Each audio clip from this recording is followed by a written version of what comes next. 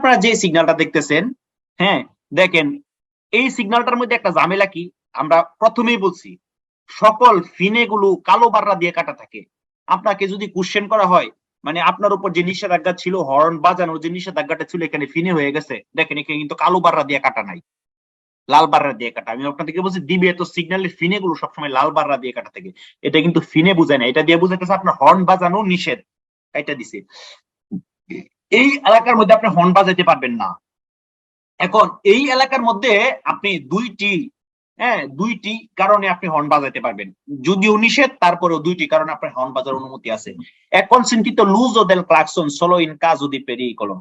আপনি একটা পেরিকলো দেখছেন, আপনার সামনে দিয়ে একটা বাচ্চা দৌড় মারছে, আপনার সামনে দিয়ে একটা বুইড়া বাচ্চা হোক ছোট বাচ্চা হোক দৌড় মারছে, হ্যাঁ বিপদ তো সবার জন্য।